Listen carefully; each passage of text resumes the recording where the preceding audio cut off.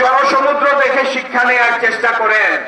আমরা চাই না আফগানিস্তানের মতো প্লেনের চাকা ধরে দেশের সীমানা ত্যাগ করেন।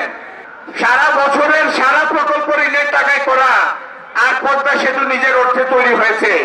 এই সমস্ত গালগল্প বাদ দিয়ে এই দেশের মানুষকে সিরিয়াসলি নেন।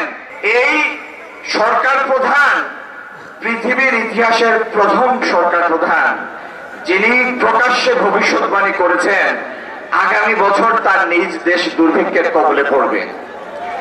আমরা এই স্টেজ থেকে, বিএনপি স্টেজ থেকে বলে দিতে চাই দুর্ভিক্ষ কিভাবে এড়ানো যাবে। এই যে ৮,০০০ কোটি টাকার ইভিএম এর প্রজেক্ট করেছেন, বাদ দেন। নতুন নতুন সাইলো বানান, ২০-৩০ লাখ টন ধান চাল মজুত করেন বাড়তি, আর দুর্ভিক্ষের দোহাই দিয়ে ক্ষমতা প্রলম্বিত করার দুষ্ট চিন্তা থেকে বের হয়ে আসেন, দুর্ভিক্ষ হবে না। এদের উদ্ভট ঘটনায়, এদের উত্তর যদি শুনেন একের পর এক ঘটনায়, আপনি লাজবাব হয়ে যাবেন। এমসি কলেজের হোস্টেল পুড়িয়েছিল, যেটি ব্রিটিশ আমলে তৈরি হয়েছে। এই কথা যখন শীর্ষ মহলের কাছে গেল, তারা উত্তর দিলেন ব্রিটিশের গোলামি আর কতদিন করবেন, ব্রিটিশের জিনিস পুড়িয়েছে। বিদেশি বন্ধুদের স্বাধীনতার পদক যখন দেয়া হয়, দেখা গেল স্বর্ণ নাই। এটার উত্তর হলো স্বর্ণকাররা মায়ের গয়নাতেও স্বর্ণ চুরি করে, সুতরাং এতে কোনো অসুবিধার কিছু নাই।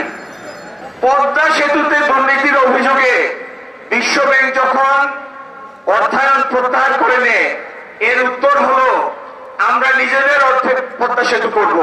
আর হ্যাঁ, পদ্মা সেতুর প্রসঙ্গে এই কথা তো বলতে হয়, এই যে নিজ অর্থে পদ্মা সেতু করার যে এই যে স্লোগান, যে মিথ, এটা একটা রূপকথা, ফেরি টেল।